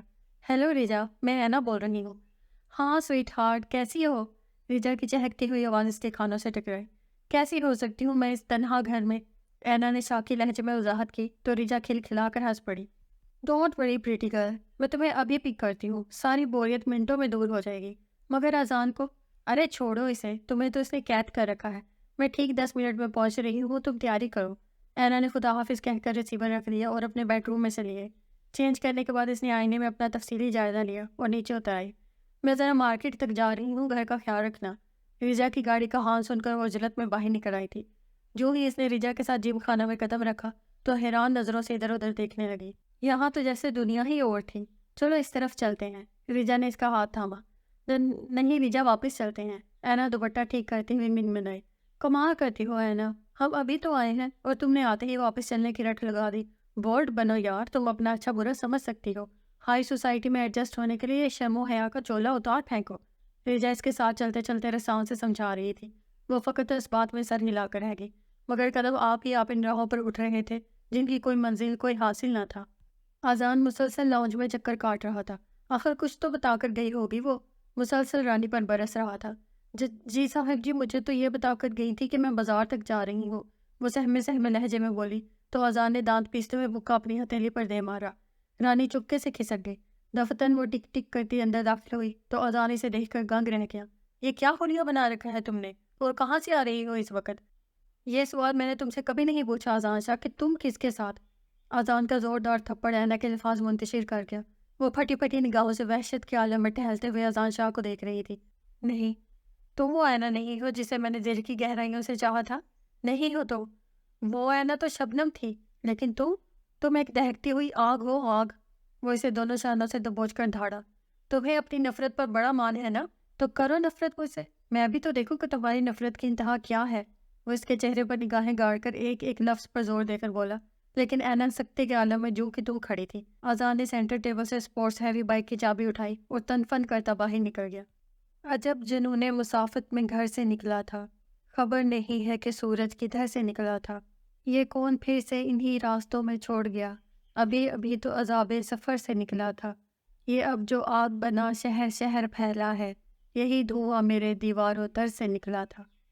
وہ جانے کتنے گھنٹوں سے بائک دوڑا رہا تھا، ایک اندیکھی طاقت اسے اپنی طرف کھینچ رہی تھی۔ حی علی الصلاۃ، دور کہیں سے فجر کی اذان اس کے کانوں سے ٹکرائی۔ اس کے ملح چہرے کے تاثرات ڈھیلے پڑنے لگے، بائک کی رفتار دھیمی ہونے لگی تھی۔ جانے وہ کس سمت اور کن راستوں پر سفر کر رہا تھا اسے خود معلوم نہیں تھا، بس ایک جملے کی بازگشت تھی جو اسے اپنی طرف کھینچ رہی تھی، حی علی الفلاح، حی علی الفلاح۔ دھیرے دھیرے یہ آواز اس کے قریب سے قریب تر ہو رہی تھی۔ اسے محسوس ہوا کہ ایک خاص روشنی اس کے اندر داخل ہو کر اس کا سینہ کھول رہی ہے۔ بائک کی رفتار کم سے کم تر ہو کر رک گئی۔ اذان دم بخود سا ہو کر اپنی اس کیفیت کو جانچنے لگا۔ وہ لمبے لمبے سانس لینے کے بعد موٹر بائک سے اتر گیا۔ وہ چھوٹے چھوٹے قدم اٹھاتا ہوا مسجد کی طرف بڑھ آیا۔ نمازی مسجد میں داخل ہو رہے تھے۔ وہ بھی جوتے اتار کر اندر پڑ گیا۔ وہ وضو کرنے کے بعد اپنی پاکٹ سے رومال نکال کر سر پر باندھ لیا۔ اسے لگا جیسے وہ پہلی بار نماز پڑھ رہا تھا۔ لمحے سرک رہے تھے اور رات کی سیاہی انوار سحر میں بدل رہی تھی۔ نماز پڑھ کر اس نے خالی نظروں سے اپنے دونوں ہاتھوں کو دیکھا۔ امام مسجد جماعت کروا کر وہیں چٹائی پر آ بیٹھے تھے اور متعجب نظروں سے اذان کو دیکھا، جبکہ وہ سکتے کے عالم میں خود کو ٹٹول رہا تھا۔ مجھے کیا چاہیے اور مجھے کیا مانگنا چاہیے؟ من میں سوائے گہری خاموشی کے اور کچھ نہ تھا۔ قریب ہی ایک بزرگ نمازی قرآن پاک کی تلاوت میں محو تھے۔ اذان نے ایک جھٹکے سے سر اٹھایا۔ سورہ رحمان کی آیتیں اس پر ایک وجد سا طاری کرنے لگی تھی۔ پورا جسم پسینے سے تر اور ہولے ہولے لرزنے لگا۔ اس نے اپنی دونوں ہتھیلیوں کو دوبارہ پھیلایا اور زارو قطار رونے لگا۔ اس کے سارے گناہ سر تانے کھڑے تھے۔ مسجد امام اسلام احمد نے اسے بچوں کی طرح بلکتے ہوئے دیکھا۔ بچے، آنسوؤں میں بھی طاقت ہے، جہنم کی آگ بجھا سکتے ہیں یہ آنسو، اور جب بھٹکے ہوئے لوگ خدا کی طرف لوٹتے ہیں تو اس دن آسمان پر خدا کے حکم سے چراغاں کیا جاتا ہے، جشن منایا جاتا ہے کہ ایک روٹھا ہوا شخص خدا کی جانب لوٹ آیا ہے۔ انہوں نے اس اجنبی کے شانے پر ہولے سے ہاتھ رکھا تو وہ اپنی آنکھیں صاف کرتے ہوئے دھیمے لہجے میں بولا، میں بہت گناہ گار شخص ہوں۔ مولوی اسلام احمد دھیرے سے مسکرائے۔ جس طاقت نے تمہیں قدم اٹھانے پر مجبور کیا وہ خارجی طاقت نہیں تھی۔ بچے، قدم اٹھنے کے لیے ایمان کی طاقت ہوتی ہے جو انسان کو اللہ کی بات پر ابھارتی ہے، اور یہ طاقت انسان کو تب ابھارتی ہے جب اللہ کی عظمت دل میں اترتی ہے۔ اور مجھے یقین ہے بچے کہ ایمان کا نور تیرا سینہ کھول چکا ہے، لیکن میں تو دین کے بارے میں کچھ زیادہ نہیں جانتا۔ اذان سر جھکائے شرمسار لہجے میں بولا تھا۔ یاد رکھو بچے، دین صفات سے آتا ہے، قربانی سے آتا ہے۔ دراصل ہر مسلمان کے اندر ایمان کا نور موجود ہے، لیکن اسے چمکانے کی ضرورت ہے، اور ایمان کے نور کو چمکانے کے لیے محنت کرنی پڑتی ہے، اپنی طبیعت سے لڑنا پڑتا ہے۔ اذان شاہ جو برسوں سے اپنی تلاش میں سرگردہ تھا، آج اس نے خود کو پا لیا تھا۔ وہ جس حقیقت کو تلاش کر رہا تھا وہ آج اس کے سامنے تھی۔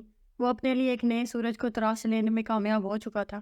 بچے، تو اپنے انتظار کا کھوج لگا چکے ہو، بس ایک بات ذہن میں رکھو، کوئی نتیجہ بے سبب نہیں ہوتا، اور کوئی سبب بغیر نتیجے کے نہیں ہوتا، کیونکہ اتنی بڑی کائنات بغیر سبب کے نہیں ہے۔ انسان تو ویسے بھی سب کچھ جانتا ہے، لیکن وہ اکثر چیزوں کو نہیں سمجھ سکتا، کیونکہ انسان زندہ ہونے کے باوجود زندگی کو نہیں سمجھ سکا۔ لیکن ہر انسان کو اپنا کھوج لگانا چاہیے، اس لیے کہ سچ کے مسافر سچے ہوتے ہیں اور جھوٹ کے مسافر جھوٹے۔ غرض یہ کہ تلاش جو انداز اختیار کرے گی، حاصل تلاش اسی انداز سے انسان کے سامنے آئے گی۔ امام مسجد اسلام احمد کی باتیں اس کے دل کی اتھاہ گہرائیوں میں ایک انمول خزانے کی طرح جمع ہو رہی تھی۔ مولوی صاحب، میں ایک غمزدہ انسان ہوں، خوشیوں کے پیچھے بھاگنے والا غمزدہ انسان، اذان نے ایک سرداہ بھرتے ہوئے کہا تو مقابل بزرگ مولوی اسلام احمد مسکرائے۔ بچے، خوشی پیدا ہوتی ہے اور اس کی موت غم کا جنم ہے، اور سچ یہ ہے کہ ہماری وابستگیاں ہی غم اور خوشی پیدا کرتی ہیں۔ غم میں بڑی طاقت ہے، یہ غم ہی تو ہے جو انسان کو اس کے خالق کے قریب لے آتا ہے۔ ایک بات یاد رکھو بچے، غم سے کبھی نہیں گھبراتے، غم طاقتور انسان کا مرکب ہے۔ انہوں نے شفقت سے اذان کے سر پر ہاتھ رکھا تھا۔ وہ پچھلے 1.5 ہفتے سے غائب تھا۔ اینا کے پریشان ذہن میں ابھرتے سوالیہ نشانے سے مزید مضطرب و بے چین کر رہے تھے۔ وہ دانستہ شاہ پور میں بھی فون کر چکی تھی، مگر دی جان اور مریم کی باتوں سے اسے یہ معلوم ہو چکا تھا کہ اذان وہاں نہیں ہے۔ وہ تھکے قدموں سے لاؤنج کی گلاس وال سے لان کو دیکھنے لگی۔ خزاں 2 بہاروں کے درمیانی وقفے کو مٹا رہی تھی۔ بیٹھ جاؤ، تمہیں کسی نے سزا دے رکھی ہے کیا؟ اذان کی مدھم آواز پر اس نے ایک جھٹکے سے رخ موڑا تھا، مگر وہ تو کہیں نہیں تھا۔ وہ ایک طویل سانس لے کر صوفے پر آ بیٹھی۔ ٹیلی فون کی بیل پر اس نے سرد سے ریسیور اٹھایا تھا، مگر دوسری جانب ریجا تھی۔ کیسی ہو سویٹ ہارٹ؟ بس آج کچھ طبیعت ٹھیک نہیں ہے، اس نے سست لہجے میں جواب دیا۔ اگر طبیعت ٹھیک نہیں ہے تو فوراً کر لو، میں تمہیں پک کرنے کے لیے آ رہی ہوں۔ نہیں ریجا، آج میرا کہیں بھی جانے کو موڈ نہیں ہے۔ بھائی میں کوئی اگر مگر نہیں سنوں گی۔ آج پی سی میں فیشن شو ہو رہا ہے اور تم میرے ساتھ چل رہی ہو۔ ریجا نے حتمی لہجے میں کہہ کر فون رکھ دیا تھا۔ ناچار اسے اٹھنا پڑا تھا۔ رات 10 بجے ریجا اسے ڈراپ کر گئی تھی۔ وہ سست روی سے سیڑھیاں چڑھ کر اپنے بیڈ روم میں داخل ہوئی تو ٹھٹک کر وہیں تھم گئی تھی۔ اذان سفید شلوار قمیض میں ملبوس، سر پر ٹوپی پہنے جائے نماز پر عجز و انکساری سے عشاء کی نماز پڑھ رہا تھا۔ اینا حیرت سے اسے نماز کا ایک ایک رکن ادا کرتے ہوئے دیکھ رہی تھی۔ تھوڑی دیر بعد اس نے سلام پھیر کر اپنے دونوں ہاتھوں کو دعا کے لیے بلند کیا۔ اینا نے اس کی پھیلی ہتھیلیوں کو بھگو دیکھا تھا۔ اس کی آنکھوں سے ٹوٹ کر گرنے والے آنسو ہاتھوں کو بھگو رہے تھے اور وہ گنگ سی یوں ہی کھڑی تھی۔ اذان جائے نماز طے کر کے سیدھا ہوا تو اینا اس کے چہرے پر عجب سا اطمینان اور ٹھہراؤ دیکھ کر دنگ رہ گئی تھی۔ انسان کے اچھے اور برے اعمال کا عکس چہرے پر منتقل ہوتا رہتا ہے۔ جو شخص جیسے اعمال کرتا ہے، اسی مناسبت سے اس کے چہرے پر تاثرات مرقوم ہوتے رہتے ہیں۔ برسوں پہلے پروفیسر زبیری کا کہا ہوا جملہ اینا کے کانوں میں گونجا تھا۔ اذان اسے یکسر نظر انداز کرتا ہوا بستر میں گھس رہا تھا۔ کہاں تھے تم اتنے دنوں سے؟ وہ خالص بیویوں والے لہجے میں استفسار کر رہی تھی۔ اینا اس کی غیر معمولی خاموشی پر 2 قدم آگے بڑھ آئی۔ میں تم سے کچھ پوچھ رہی ہوں مسٹر اذان شاہ۔ کیوں پوچھ رہی ہو تم؟ ایسی کون سی دلی وابستگی ہے تمہاری میرے ساتھ؟ اس کا اطمینان اینا کو سلگانے لگا تو وہ سر جھٹک کر واش روم کی طرف بڑھ گئی۔ ریجا کی برتھ ڈے پارٹی پر جانے کے لیے وہ خاصی تندہی سے تیار ہو رہی تھی۔ اس نے ایک بھرپور نظر خود پر ڈالی اور فرینچ کلون اٹھا کر اسپرے کرنے لگی۔ پورے کمرے میں فرینچ کلون کی تیز مہک پھیل گئی تھی۔ اینا نے آئینے میں سے ایک چور نظر اس پتھر دل پر ڈالی جو بیڈ پر تکیے کے سہارے لیٹ کر کسی کتاب کا مطالعہ کر رہا تھا۔ اینا کے اندر ایک طوفان سا برپا ہونے لگا۔ اس کا جی چاہا کہ اذان کا سارا سکون غارت کر دے جو اسے بے سکون کر خود اطمینان سے بیٹھا تھا۔ بدلے راستوں کی دھول نے اسے سب کچھ چھین لیا تھا۔ بس ایک بے حسی کا موسم تھا جو اس کی زندگی کے تمام منظروں پر چھا گیا تھا۔ اینا نے درد سے بوجھل سر کو جھٹک ڈالا۔ وہ ریجا سے اجازت لے کر جلدی سے اٹھ گئی تھی۔ گاڑی اس وقت مال روڈ سے گزر رہی تھی۔ وہ خالی نظروں سے اس مصروف روڈ کی رونقوں کو تکنے لگی۔ دفعتاً ایک موٹر سائیکل گاڑی کے قریب سے گزری تو اینا کے لب مارے حیرت کے نیم واہ ہو گئے۔ وہ عارض کو ہزاروں اور لاکھوں میں بھی پہچان سکتی تھی، اب کیسے نہ پہچان لیتی؟ مگر اس کے پیچھے وہ کھلکھلاتے چہرے والی نو عمر سی لڑکی سائمہ آپی کی نند تھی۔ تو آخر تم نے بھی اپنی منزل پا لی۔ اس نے اپنا سر سیٹ کی پشت پر گرا لیا۔ اندر کوئی دھاڑے مار مار کر رو رہا تھا۔ گاڑی جانے کن راستوں سے ہو کر سیاہ گیٹ کے سامنے جا رکی تھی۔ وہ بے جان قدموں سے نیچے اتری اور اندر بڑھ گئی۔ اذان کی مرسڈیز پورچ میں کھڑی تھی۔ وہ مین ڈور کھول کر کوریڈور میں پہنچی تو نظر گیسٹ روم کے کھلے دروازے پر پڑی۔ وہ متعجب سی ہو کر آگے بڑھی، لیکن دی جان کی آواز سن کر اسے رک جانا پڑا۔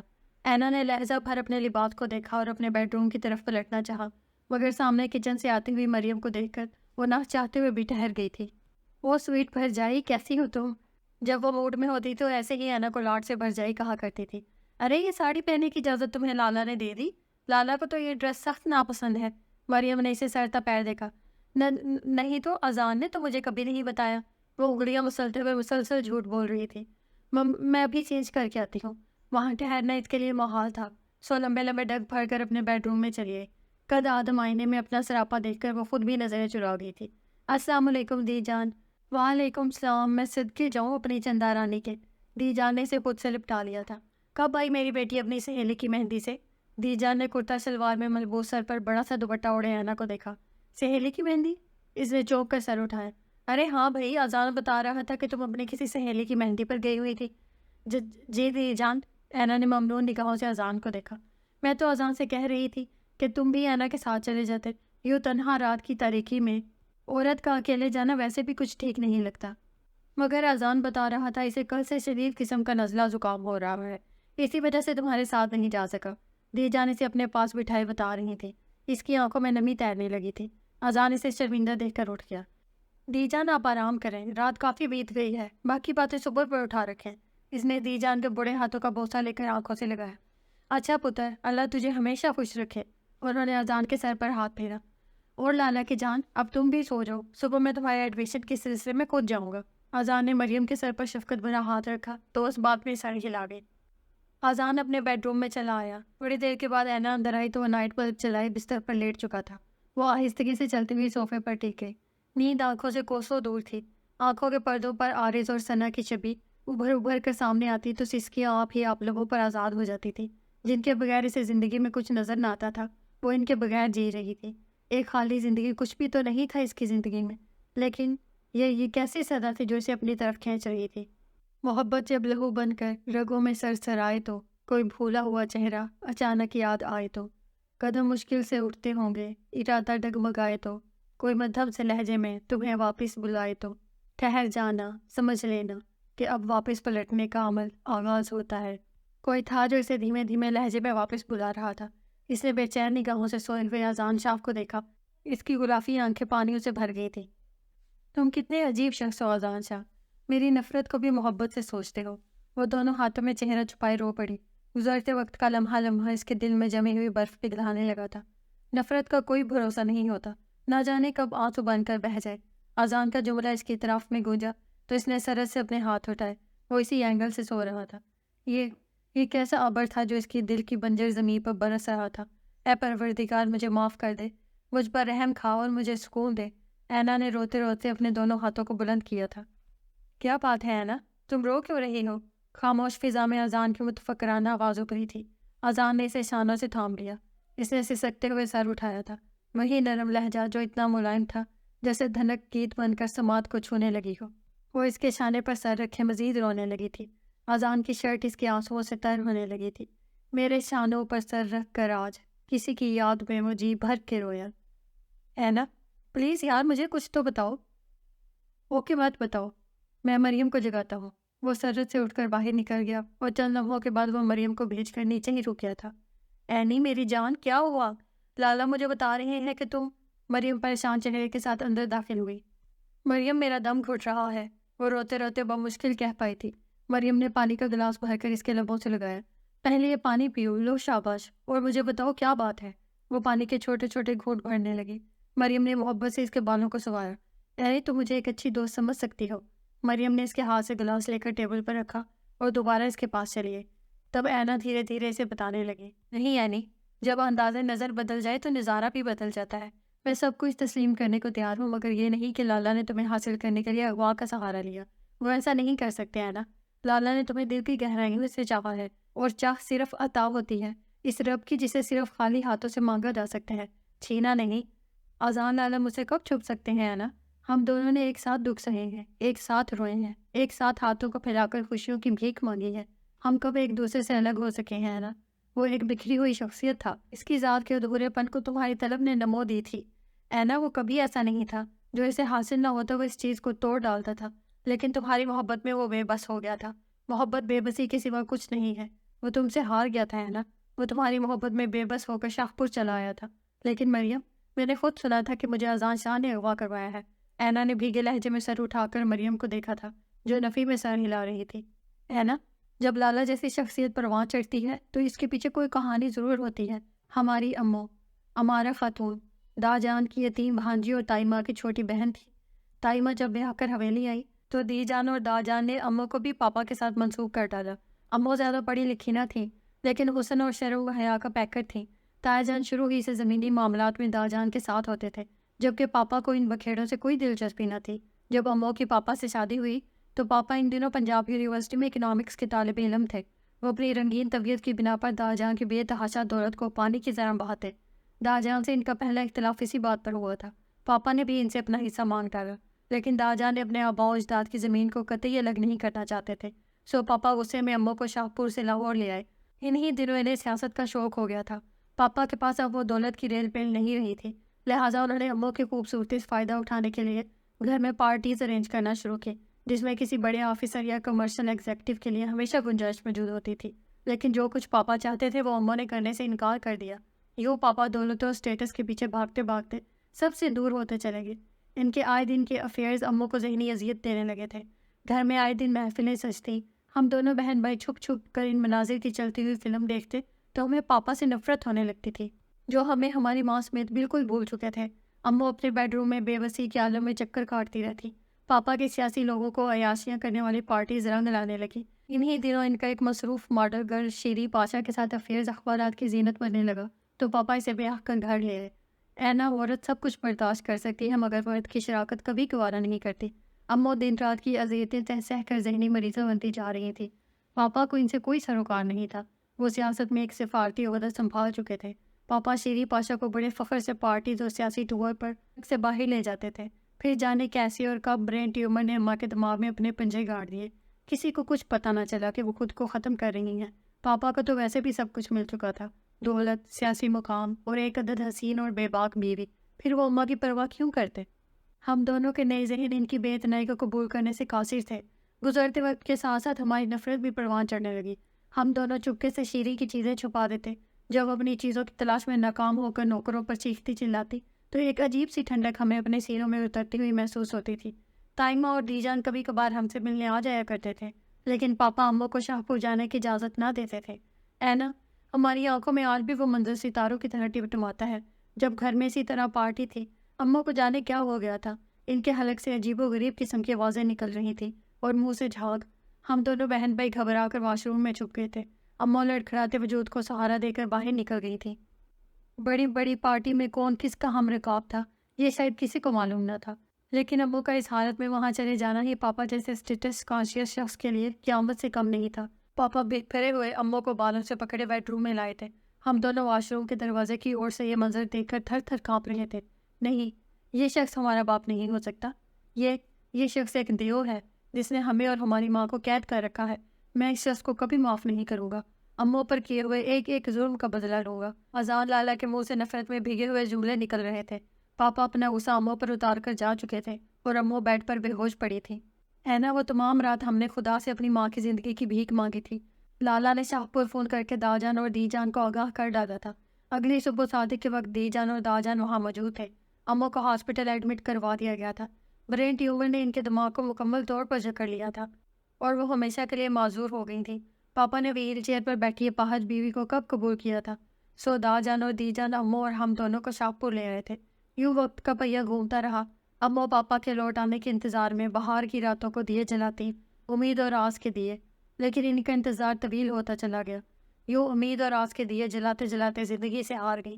امو ہار گئی تھی اینا، ہمیشہ کے لیے۔ مریم کی آنکھوں کے پانیوں پر یادوں کے عکس جھلملا رہے تھے۔ وہ کھوئے ہوئے نم لہجے میں ایک ایک منظر کو کھول رہی تھی۔ اینا دم بخود حیران نظروں سے تک رہی تھی۔ انتظار اور امید کے سارے دیے بجھ چکے تھے تب پاپا شاہپور آئے تھے 10ویں کے بعد۔ وہ ہم دونوں کو ساتھ لے جانا چاہتے تھے اور دی جان کسی صورت ہمیں بھیجنے پر تیار نہ تھی۔ پاپا اپنا وہ حق ہم پر جتا رہے تھے جو ہم دونوں کو کبھی ملا ہی نہیں تھا۔ یوں وہ مجھے دی جان کے پاس چھوڑ کر لالا کو اپنے ساتھ لے آئے تھے۔ وقت بند مٹھی میں ریت کی طرح ہولے ہولے سرکتا رہا۔ داجان اپنے انتقال سے پہلے ہی پاپا کا حصہ لالا اور میرے نام کر چکے تھے۔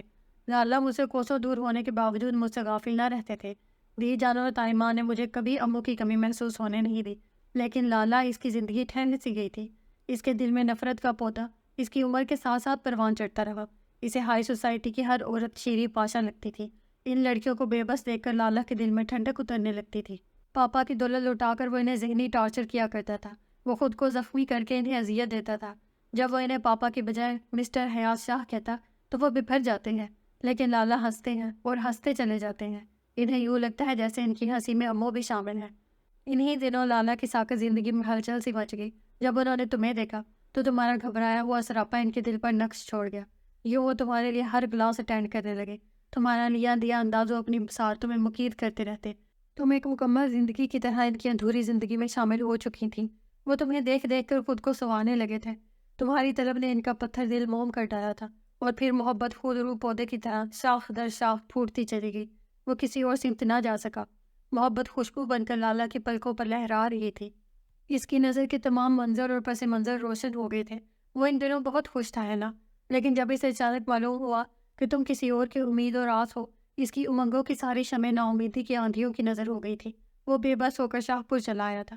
شاہپور سے واپسی پر اسے تمہارے گواہ کا علم ہوا تو اس نے پل بھر میں فیصلہ کر ڈالا، تمہیں اپنانے کا فیصلہ، اپنی تمام در چاہتوں سے اپنانے کا فیصلہ۔ وہ اس نے سب کچھ جانتے ہوئے تمہیں اپنا لیا تھا۔ مریم نے آنسو صاف کرتے ہوئے اینا کو بغور دیکھا۔ یعنی تمہیں پتہ ہے لالا نے مجھ سمیت دی جان سے تمہارے متعلق کچھ نہیں چھپایا تھا۔ اینا نے حیرت سے مریم کو دیکھا۔ تو دی جان جانتی ہیں کہ میں ایک ناقابل بھروسہ عورت ہوں؟ اینا کا لہجہ ہنوز بے یقینی لیے ہوئے تھا۔ مریم نے یکلخت اس کے چہرے کو اپنے ہاتھوں میں تھام لیا۔ نہیں، تم ناقابل بھروسہ نہیں ہو اینا۔ جو برائی کو اچھائی میں بدلنے کی طاقت رکھتا ہو وہ کیسے غدار ہو سکتا ہے؟ اینا، ہمیں تم پر یقین ہے کہ تمہارے پاک سراپے نے اذان لالا کو بھی گناہوں کی دلدل سے نکال لیا تھا۔ اینا ساکت و جامد محبت کی خمیر سے گندھی مریم کو تک رہی تھی۔ کہانی اور محبت میں ازل سے جنگ جاری ہے۔ محبت میں ایک ایسا موڑ آتا ہے جہاں کہانی آ کر ہار جاتی ہے۔ وہ کہانی ہی تو تھی جو اذان شاہ کی محبت سے لڑ رہی تھی۔ کہانی سے وابستہ تمام کردار اپنی بے حسی کے ساتھ مر چکے تھے، لیکن محبت نے اپنے کرداروں کو مرنے نہیں دیا تھا کہ انہیں کہانی کو سمیٹنا تھا۔ آنے والی صبح بہت روشن تھی۔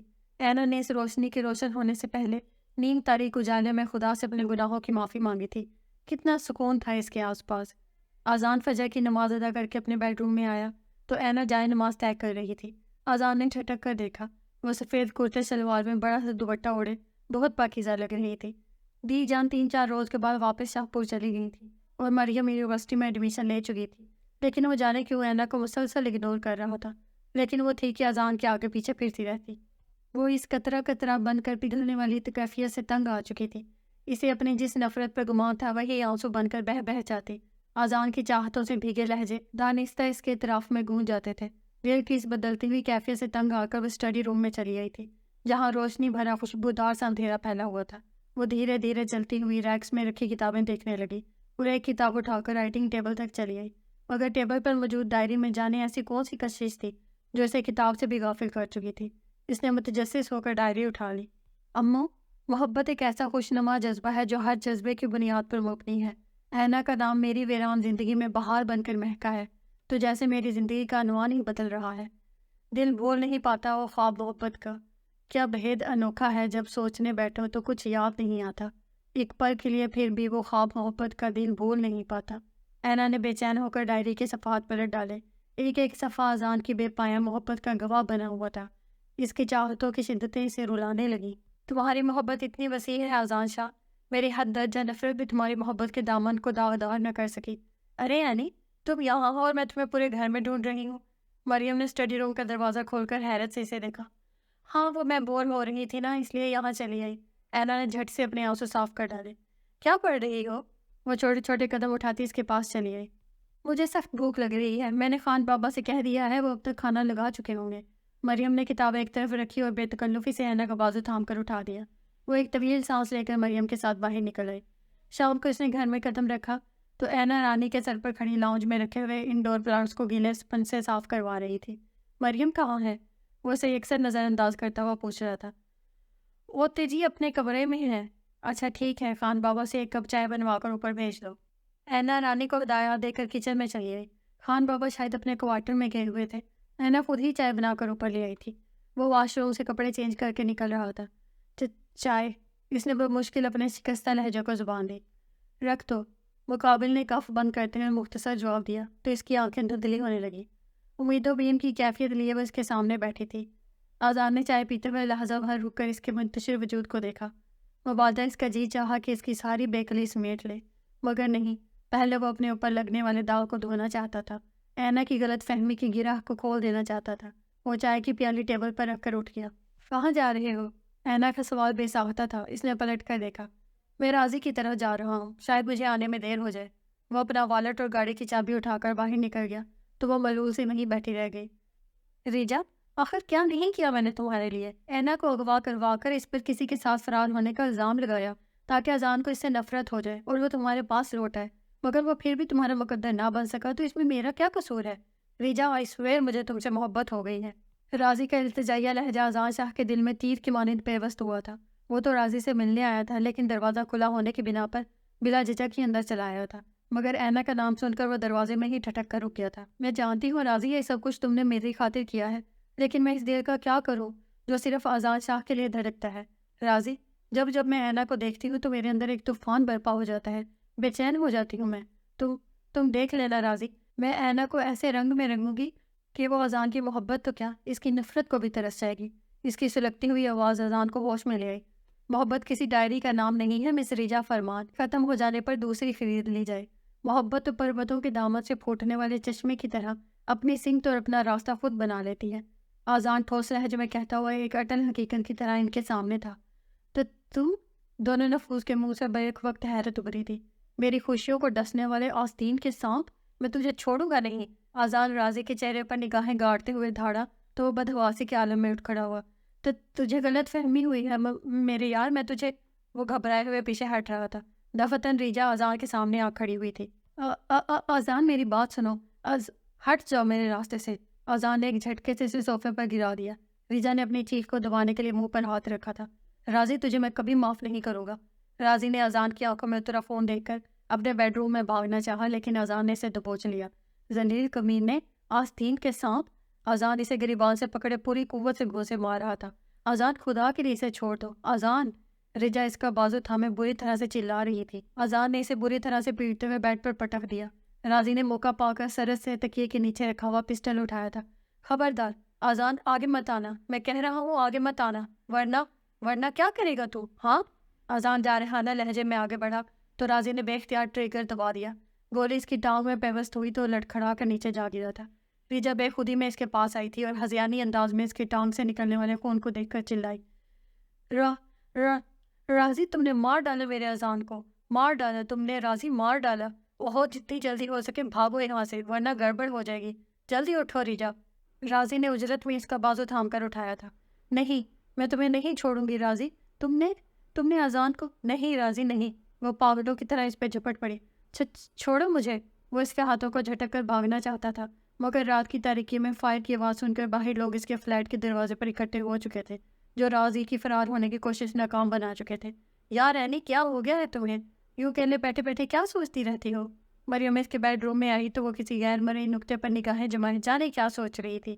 مریم، جانے کیوں آج صبح سے ہی میرا دل گھبرا رہا ہے، جیسے کچھ ہو جائے گا۔ وہ بھرائی ہوئی آواز میں بولی تو مریم اس کے پاس آ بیٹھی۔ دل سے سب وسوسے نکال پھینکو اینی، انشاءاللہ سب ٹھیک ہو جائے گا۔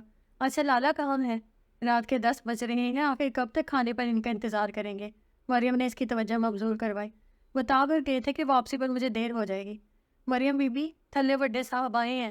دفتن رانی نے آ کر اطلاع دی تو وہ ٹھٹک گئی۔ کون؟ تایا جان آئے ہیں؟ مریم نے جواب طلب نظروں سے رانی کو دیکھا۔ نا جی نا، شاہ حیات صاحب آئے ہیں۔ کیا؟ پاپا آئے اس وقت، اور وہ بھی یہاں؟ مریم کی حیرت بھی اتنی تھی۔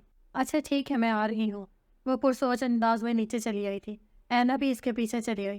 حیات شاہ اضطراری کیفیت میں ٹہل رہے تھے، ان دونوں کو دیکھ کر وہیں ٹھہر گئے۔ السلام علیکم پاپا۔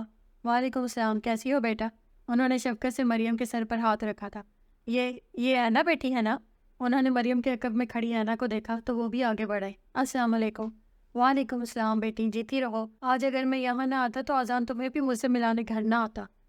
پاپا خیر تو ہے نا؟ بتائے پاپا کیا بات ہے؟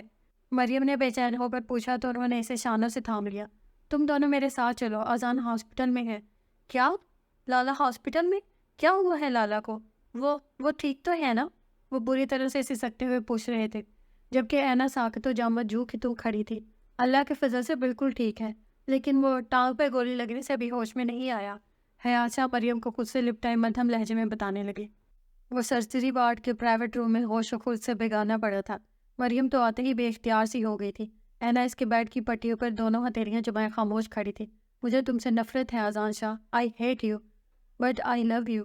اس کے نفرت کے اظہار پر کتنے ٹھہرے ہوئے لہجے میں اذان نے کہا تھا، محبت کائناتی وسعتوں سے بھی آگے کی ایک لامحدود وسعت ہے۔ تمہیں اپنی نفرت پہ بہت گمان ہے نا، تو کرو مجھ سے نفرت، میں بھی تو دیکھوں۔ نہیں، تم وہ اینا نہیں ہو، وہ اینا تو شبنم تھی، لیکن تم ایک دہکتی ہوئی آگ ہو، آگ۔ اس کے آس پاس چکر چل رہے تھے۔ اینا کو اپنا وجود جلتا ہوا محسوس ہو رہا تھا۔ دفتن مریم نے اس کے شانے پر ہاتھ رکھا تو بے اختیاری میں اس سے لپٹ کر رو دی تھی۔ رات جانے کیسے گزری تھی۔ صبح صادق کے وقت شاہ پور سے سب لوگ آن پہنچے تھے۔ اذان بہت سنبھل کر ان سے باتیں کر رہا تھا، لیکن قصدن وہ حیات شاہ کو نظر انداز کر گیا تھا۔ اذان میرے بچے، اب کیسی طبیعت ہے تمہاری؟ بالآخر وہ خود ہی آگے بڑھ آئے تھے اور اس کی پیشانی پر بوسہ دے کر پوچھنے لگے تو اس کا چہرہ متغیر ہو گیا۔ بیٹا مجھے اتنی بڑی سزا مت دو، میں ترس گیا ہوں تمہارے منہ سے پاپا سننے کے لیے۔ اماں، اذان آپ کی بات مانتا ہے نا؟ دیکھیں دیکھیں کیسے منہ موڑ رکھا ہے اس نے۔ بھائی صاحب آپ ہی اسے سمجھائیں، اس بھاگتی دوڑتی زندگی نے میرے بوڑھے وجود کو تھکا دیا ہے، اب کہاں مجھ میں ہمت رہی ہے اس کی بے اتنائی سہنے کی۔ حیات شاہ آپ دیدہ ہو گئے تھے۔ لالا پلیز، گزری باتوں کو گزرتے وقت کے ساتھ گزر جانے دیں اور یوں خود سے انتقام لینا چھوڑ دیں۔ نہ کوئی شخص کسی کی زندگی جی سکتا ہے، نہ کسی کی موت مر سکتا ہے۔ اماں جو زندگی لکھوا کر آئی تھی وہ گزار کر لوٹ گئی، ہم اور آپ بے بس تھے۔ لالا، اس بے بسی کو پاپا کا مقدر مت بنائے۔ مریم آنکھوں میں ڈھیروں پانی لیے اس کے سامنے آن موجود ہوئی۔ کون بے بس ہے، میں یا پاپا؟ تم اچھی طرح سے۔ یکلخت اذان نے لب بھینچ لیے تھے، وہ بے اختیاری میں انہیں پاپا کہہ بیٹھا تھا۔ تو تم نے مجھے پاپا کہا؟ اذان، تم نے مجھے پاپا؟ او میرے خدایا، میرے بیٹے نے مجھے پاپا کہہ دیا۔ وہ اپنے ہاتھوں میں اس کا چہرہ لیے دیوانہ وار چوم رہے تھے۔ دیکھیں اماں، میرے بیٹے نے مجھے پاپا کہا ہے۔ حیات شاہ بدحواسی میں سب سے مخاطب ہو رہے تھے۔ کمرے میں موجود تمام نفوس کی آنکھیں پانیوں سے بھر گئی۔ شیر پتر، تلخ یادوں کو ماضی کے سمندر میں پھینک دو اور اپنی آج پہ نظریں چباؤ۔ ہم سب کی محبتیں تیرے ساتھ ہیں، حیات کو معاف کر دے پتر، باپ ہے آخر تیرا۔ تایا جان کے نم لہجے میں وہ غلے سے سر ہلا گیا تھا۔ فاصلوں سے سچ نظر آنے والی شے قریب سے دیکھو تو جھوٹ ہے، سراب ہے۔ ہم جو دیکھتے ہیں وہ حقیقت میں ویسے سچ نہیں ہوتا۔ وہ اذان سے نزدیک ہو کر بھی دور تھی، سو اسے ہر چیز دھندلی نظر آتی تھی، سب کچھ کئی حصوں پر مشتمل نظر آتا تھا۔ لیکن جب سے اینا نے شک کی اینک اتاری تھی، سب کچھ واضح ہو گیا تھا۔ تمام حقیقتیں کھل کر اس کے سامنے آن موجود ہوئی تھی۔ حقیقت کی تیز روشنی بدگمانی کو اپنے اندر سمیٹ چکی تھی، لیکن وہ اب بھی وہی تھی، بیچ مجدار میں۔ اذان لالا، اب میری بھرجائی کو مزید آزمائش میں مت ڈالیں، وہ بہت اپسیٹ ہے۔ مریم کے التجا پر وہ دھیرے سے مسکرایا۔ وہ میری طرف ریاضت تو کرے مرنے کی، وہ میری طرح تمناؤں کو مارے تو صحیح، پھر میں ایک ہنستی ہوئی صبح اسے لا کر دوں، رات وہ میرے لیے رو کر گزارے تو صحیح۔ مریم نے اسے خشمناک نظروں سے گھورا۔ لالا، دس از ناٹ فیئر، آپ تنگ کر رہے ہیں میری بھرجائی کو۔ اذان کھلکھلا پڑا۔ وہ جو تمہاری بھرجائی نے مجھے تنگ کیا ہے وہ؟ اذان خاصا پرسکون تھا، لیکن دی جان اور سمیر شاہ کے پیچھے وہ ملول اور افسردہ سی ہاتھوں میں بک کے لیے اندر داخل ہوئی تو اس کا سارا سکون غارت ہو گیا تھا۔ دی جان اور سمیر شاہ اس سے خیریت دریافت کر رہے تھے، جبکہ وہ نگاہیں جھکائے بالکل خاموش تھی۔ اذان نے بغور سے دیکھا تو وہ سٹپٹا کر آگے بڑھے۔ اب کیسی طبیعت ہے؟ تمہیں کیسا لگ رہا ہو؟ اذان نے پھولوں کا بکے اس کے ہاتھ سے لے کر ایک بارگی کہا تو مریم کے پاس کھسک گئی تھی۔ اینی، لالا نے صبح سے کچھ نہیں کھایا، انہیں سوپ نکال دو، مریم متبسم لہجے میں کہہ کر دی جان کے پاس آ بیٹھی۔ صبح سے حیات نے چکر نہیں لگایا۔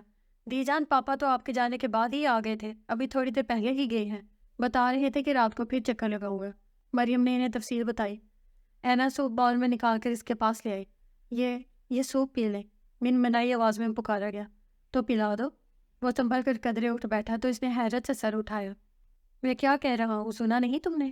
اب کے تیکھے پن سے کہا گیا تو وہ بیڈ پر بیٹھ کر اسے سوپ پلانے لگی۔ اذان نے گہری نظروں سے اس کا جائزہ لیا۔ روئی روئی سی آنکھوں میں سرخی تیر رہی تھی۔ بس رہنے دو، میرا جی نہیں چاہ رہا۔ اذان نے یک لگتی اس کا ہاتھ روک دیا تھا۔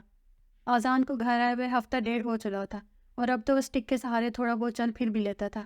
دی جان اور سمیر شاہ بھی یہیں تھے، البتہ تایا جان اور تائمہ تقریباً روز ہی اذان کی فون پر خیریت دریافت کرتے۔ حیات شاہ کا بھی آنا جانا قائم تھا۔ اذان ان سے پہلے کی طرح تیکھے پن کا مظاہرہ نہیں کرتا تھا، لیکن وہ جانے کیوں خاموش تھا، حالانکہ اس کے پاس سارے جواز موجود تھے۔ پھر وہ اینا کو کیوں نہیں کچھ کہتا تھا؟ وہ خاموش سی بیڈ پر بیٹھی گھڑی کی ٹک ٹک کرتی سوئیوں کی مدھم آواز کو اپنے دل کی دھڑکنوں میں محسوس کر رہی تھی۔ مریم کھڑکی کے ساتھ رائٹ کارنر پر لگی کینڈلز ہٹا کر دیے رکھ رہی تھی۔ اذان اس کے پاس کھڑا خاموشی سے تک رہا تھا۔ لالا، آپ کو یاد ہے نا امو بہار کی راتوں میں دیے جلایا کرتی تھی، امید اور آس کے دیے؟ ہاں یاد ہے۔ اذان نے ہولے سے سر ہلا کر کھڑکی سے باہر کے رنگوں کو دیکھا۔ پورا آسمان بادلوں سے ڈھکا ہوا تھا، ٹھنڈی ٹھنڈی پھولوں میں رچی ہوئی ہوا بہاروں کا سندیسہ دے رہی تھی۔ مریم دیے سے جا کر جانے کب باہر چلی گئی۔ اس نے پلٹ کر اینا کو دیکھا جو اپنی خالی ہتھیلیوں کو کھوج رہی تھی۔ وہ اسٹک کے سہارے چھوٹے چھوٹے قدم اٹھاتا ہوا اس کے پاس آ بیٹھا۔ کیا مانگ رہی ہو؟ محبت۔ اینا نے سر اٹھا کر دونوں ہاتھ اس کے آگے پھیلا دیے۔ محبت ہمیشہ خالی ہاتھوں سے مانگی جاتی ہے۔ دیکھو اذان، میرے ہاتھ بالکل خالی ہیں، کچھ بھی تو نہیں ہے ان میں۔ اس نے بھیگی پلکوں سے التجا کی تو اذان کا دل پگھل گیا۔ میں ان ہتھیلیوں کو اپنی محبت سے بھر دوں گا اینا، لیکن میں تمہیں اپنے بارے میں کچھ بتانا چاہتا ہوں۔ اس نے اینا کی ہتھیلیاں تھام کر لبوں سے لگائی۔ مریم نے مجھے بتا دیا ہے۔ اینا کی لرزتی ہوئی آواز پر اس نے متجسس ہو کر اسے دیکھا۔ کیا بتایا ہے مریم نے تمہیں؟ سب کچھ، اینا نے مسکرا کر پر یقین لہجے میں کہا تو اس کے لہجے میں شرارت ہو رہی۔ لیکن ایک بات تو اس نے تمہیں بتائی ہی نہیں۔ कैसी बात? ऐना ने हैरत से सर उठाया। यही कि मुझे तुमसे कितनी मोहब्बत है। अजान ने इसे खुद से करीब किया तो वो शर्म से सिमट गई।